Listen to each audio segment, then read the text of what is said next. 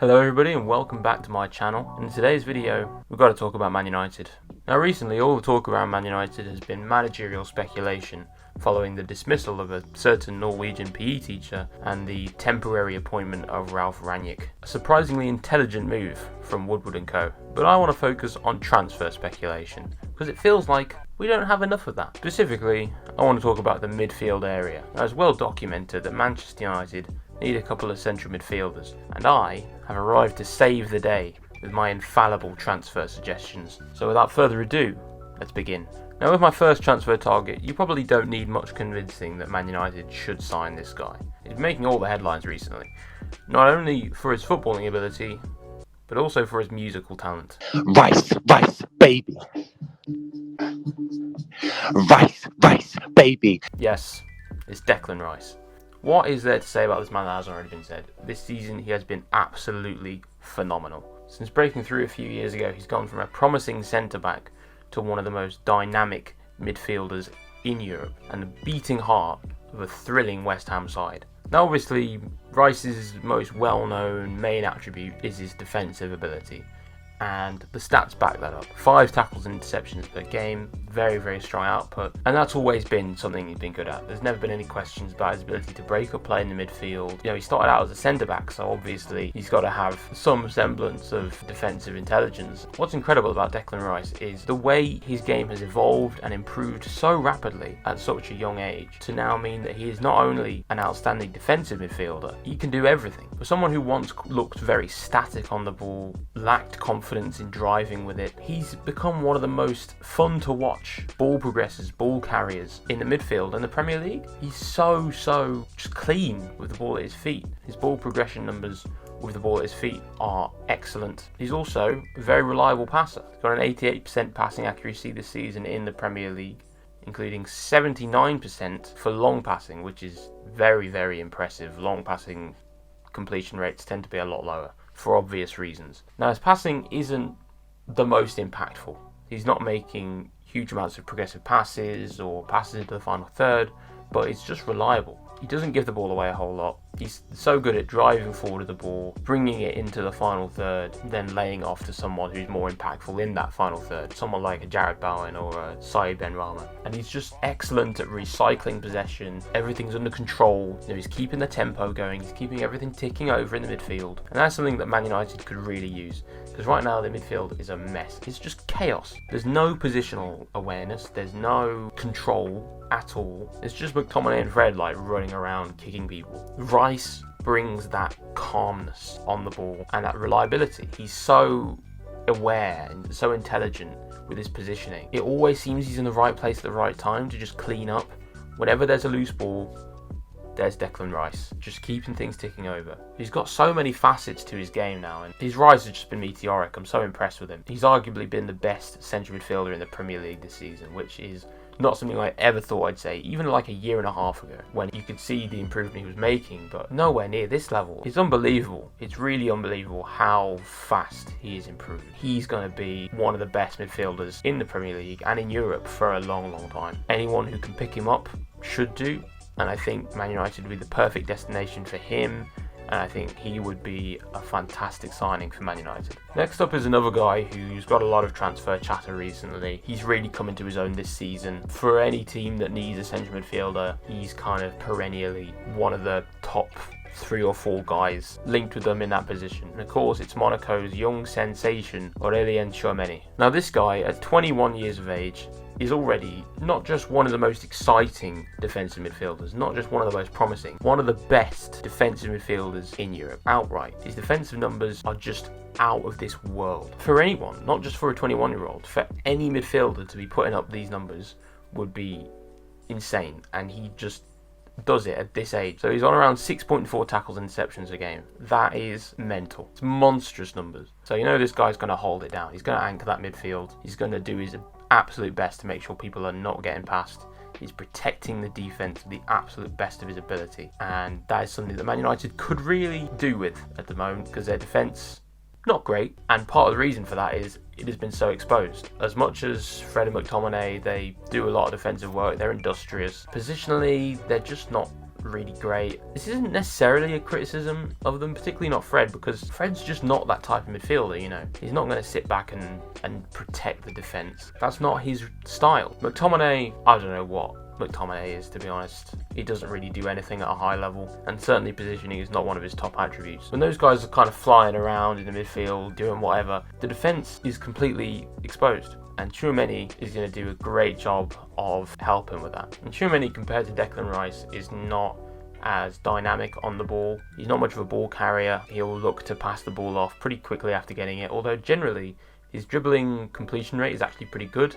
He just doesn't really attempt dribbles that much. He's not the most reliable of passers. Passing completion rate is around 85%, which isn't great for a midfielder. It's not that bad. And when you compare it with what he offers off the ball, you can kind of let it slide. He's also a fairly impactful passer. He looks forward a lot with the ball. He gets it forward, a good amount of progressive passes. So when he's completing his passes, which is still most of the time, they're going forward and they're making a difference. He's pushing the team on, so he's not just laying it off to the centre-backs. He's contributing effectively in possession, being an important factor in that midfield on the ball as well. So he's not just like an out-and-out pure tackle monster defensive midfield machine. He offers a lot on the ball as well. But at the end of the day, you are getting him for his defensive output. He's just so well-rounded in that area. Everything on defence, he's just elite at. Huge numbers of tackles, huge numbers of interceptions as well. A really good sign for his intelligence, his positional awareness. The more interceptions you make generally shows more intelligence, more awareness. It shows a player is anticipating when a pass is coming and cutting it out. To be such a clever midfielder positionally at such a young age, he's going to be amazing, this guy. Seriously, he's going to be amazing. This is far from his final form. Right, he's going to get better. He's a defensive midfielder. His peak's probably not for another 6 years, 7 years. So to think, by that time, he could be an elite midfielder on the ball as well. He could be an elite passer. He could be a prolific ball carrier.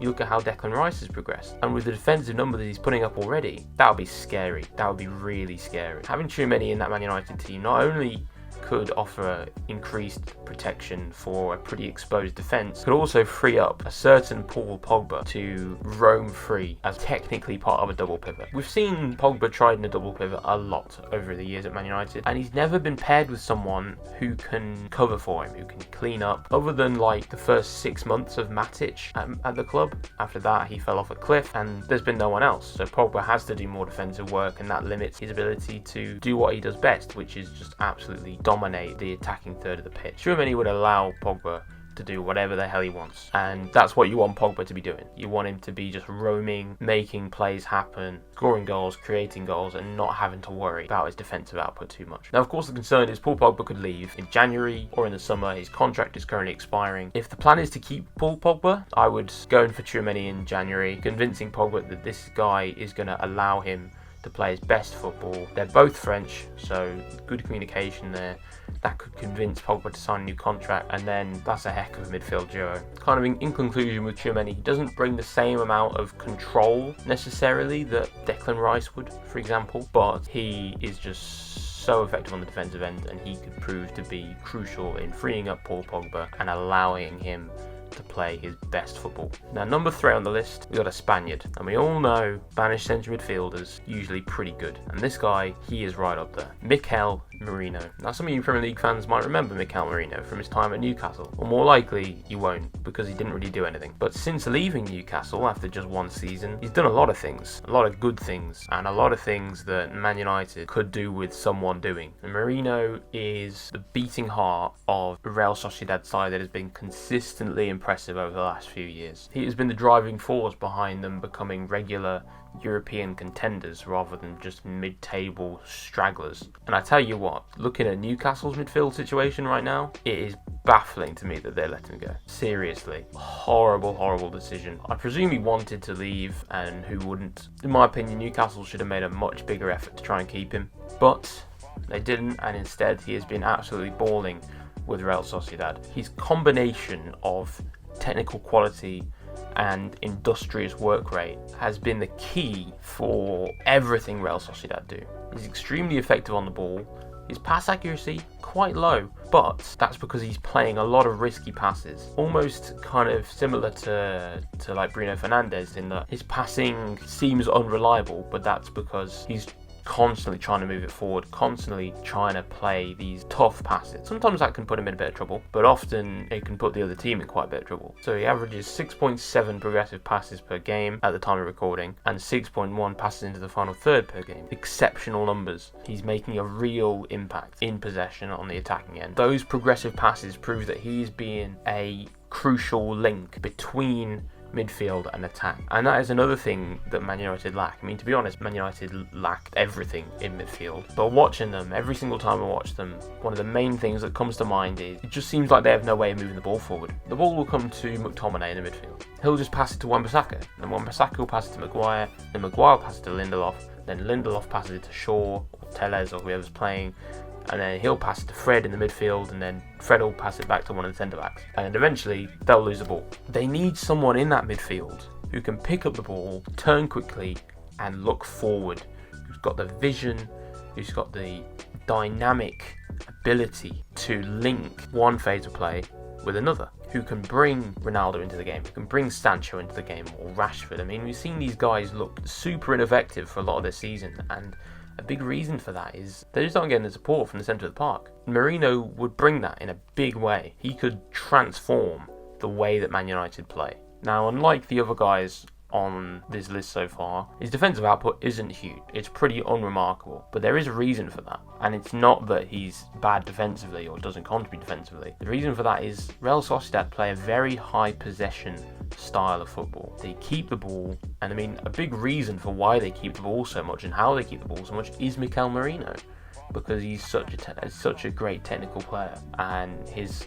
intelligence in the midfield to always be in the right position to receive passes and then move it forward allows Real Sociedad to dominate games. In a team with less possession, I imagine his defensive numbers would be quite a bit higher. He does have that capability, but he just doesn't need to use it as much in a team like Sociedad, or probably in any team that he plays in, because his style of play is such that he just allows you to dominate the ball. He's also not like your typical lightweight Spanish midfielder, you know, full of technical quality, but not really with much physicality. I'm thinking of Santi Cazorla, Andres Iniesta. Not a criticism of either of those players, by the way. Incredible players. But Marino has a bit more of that. He's industrious, he's strong in the air, wins a lot of aerial duels, he's tall, he's about 6'1", so he offers more of a physical presence at the base of midfield as well. He's really well-rounded, work rate, outstanding technical quality, allows you to control possession, links the midfield with the attack, go and get him. And my final suggestion, a bit of a rogue shout, someone who maybe hasn't been considered as much, well, for transfers in general,